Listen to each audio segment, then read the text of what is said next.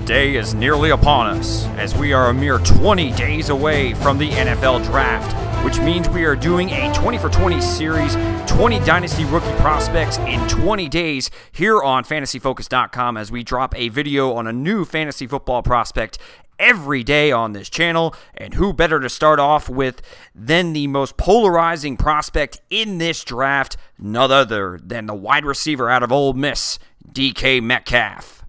Now, if this is your first time checking out our channel, please punch the subscribe button, and if you enjoy this video, then tap that like button at the very end. Without further ado, I'm Tate, and let's jump into the draft player profile brought to you by the Original Hooters.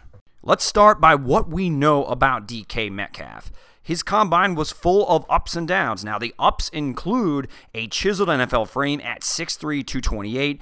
DK puts most bodybuilders and Chippendale dancers to shame. So you don't need me to tell you that his 4.3 speed, 27 bench press reps, and hops that can touch most ceilings to be incredibly impressive, because it is, and I'm going to tell you anyway. However, don't take my word for it. Go ahead and take a look at Julio Jones and DK Metcalf side by side. Obviously, Julio is the receiver that comes to mind as far as the prototypical wide receiver one that most NFL GMs are trying to target. So when you see their numbers side by side, it's kind of staggering and a big check in the positive box for DK Metcalf. In other words, he has elite physical tools, and his tape supports these elite physical traits. This was on display on the opening drive versus Alabama, where he throws the cornerback, attempting to jam him off the line of scrimmage with one arm, like I would try to swing my little brother out of the way to play Madden first after a football practice in middle school. Then he shows his top flight speed by absolutely torching the defender and tracking the so-so deep ball thrown by Jordan Ta'amu. This one play makes you gush over his potential at the NFL level. Great release, separation speed, ball tracking skills, and then taking it to the house. Unfortunately, his quarterback Ta'amu cost Metcalf a ton of yards and tutties in 2018. Example, later in that game, he blowing by his defender on the go route, and again, his quarterback lets him down,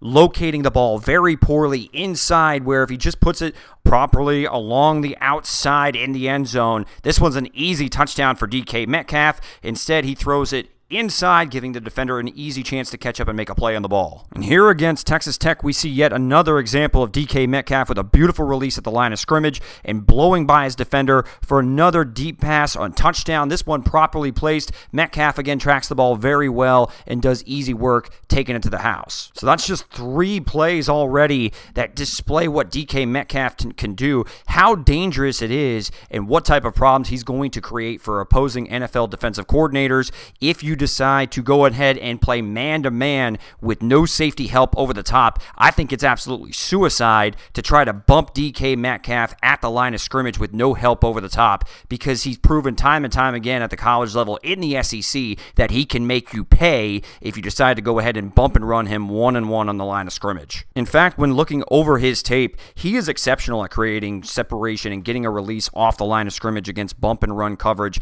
no matter whether he's going deep or on underneath routes. And speaking of underneath routes, he does do a great job on the slant route. He stabs outside and gets inside and explodes off that outside leg once he gains leverage.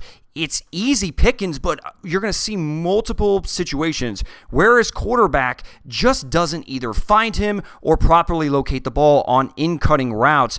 Given those slant routes, DK Metcalf, with his body and his ability to get off the jam, should be able to do this regularly in the NFL with a competent quarterback that can get him the football and allow him to run after the catch. In fact, this one play against Texas Tech says it all. He sets up the defender beautifully by stabbing outside and then busting it inside, leaving him wide open for an easy pitch and catch. But in true Ta'amu fashion, he overlooks DK in favor of A.J. Brown. In fact, nothing against the guy personally. I really hate that Ta'amu was the quarterback for DK Metcalf. He didn't see the ball nearly enough. He's a quality slant runner who shows great burst off of his initial release over and over and over again on his slant routes. Unfortunately, he just didn't have that connection with his quarterback to be able to take advantage of his ability to get inside hide off of press coverage. One last positive thing about DK Metcalf, the man is absolutely capable of making highlight reel catches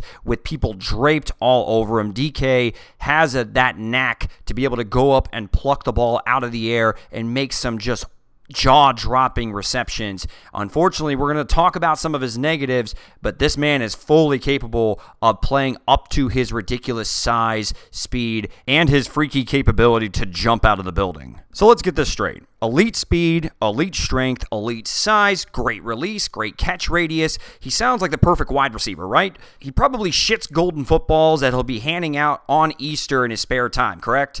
Well, not so fast. Hold the phone a little bit, because we have to address his numerous concerns, such as the fact he looked like he was running his 3-cone drill and 20-yard shuttle at the combine with a piano on his back. I feel like some people could have gone faster barefoot on ice for these drills than Metcalf did. No doubt Segata Shanshiro kicks his ass barefoot on ice in these drills. Well, you don't know who that is? Well, do yourself a favor and search Segata Sanshiro commercials in your YouTube search function. You will not be disappointed. Back to Metcalf. He reminds me of a drag racing car. If he's going in a straight line, he's flying.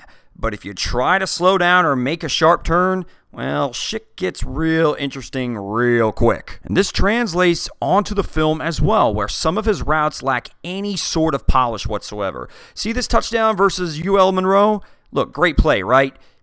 Catches the ball up the sideline, even shows a little bit of wiggle as he breaks down the safety that's trying to help over the top and make an open field tackle.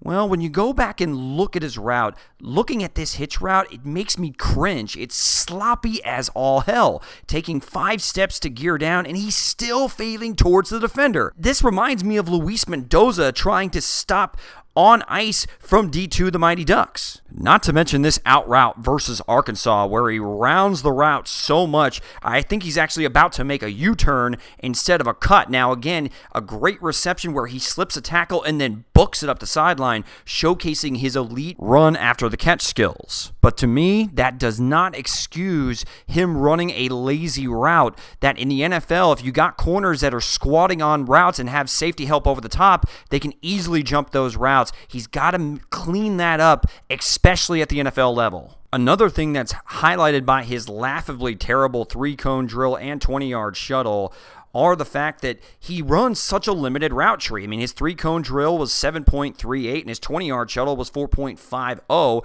and that has a lot to do with the fact that this man runs 4 routes on the college level. I mean, that out route that I showed you, that was rare footage. I feel like that was a shooting star as far as his college tape goes, because all he runs are hitches, slants, and goes. Anything that involves any sort of next level footwork as far as in and out of routes, yeah, we don't need him to be running pivot routes, because you can certainly run nothing but in-breaking routes and deep routes to make a living in the NFL, especially given his elite and special physical traits. But it just makes me incredibly concerned that the man is so terrible at getting out of his breaks, given that he shows so much explosion at the line of scrimmage. The last concern that I have are his hands, which frequently, when I was taking a look at his tape, I saw far too many concentration drops. I'll go ahead and roll some of the video that I'm talking about as I'm mentioning this, but far too often, DK Metcalf would have an easy underneath little hitch route because they're sagging so far off defensively that they have to respect his speed, so he'll get these little gimme 5-yard hitch routes. The problem is he didn't bring them in when given the opportunities at a high rate. In fact, some of these drops are just absolutely mind-blowing given some of the highlight reel catches he was capable of making in the SEC. It's incredibly frustrating when you're taking a look at all the potential that you have with DK Metcalf, but then you see these just inexplicably bad drops, which is another thing that is a valid concern when he is going into the NFL game. So now that we've gone over the pros and cons, where does DK Metcalf rank on my pre-draft Dynasty rookie board for fantasy football for 2019? Despite the concerns with his drops and lack of polish when it comes to running routes and ability to get in and out of cuts, I still have DK Metcalf at the top of my rookie Dynasty board.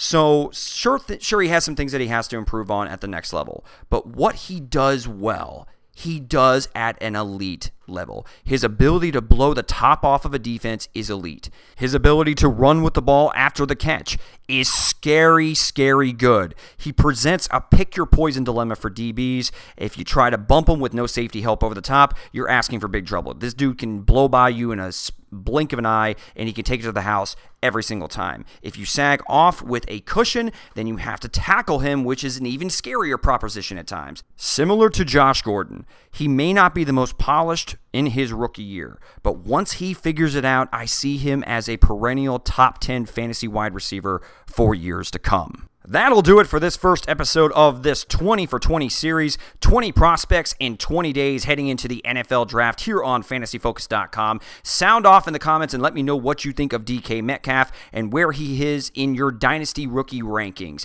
Again, if this is your first time joining us, feel free to subscribe and punch the like button if you enjoyed this video. Up tomorrow is N'Keal Harry.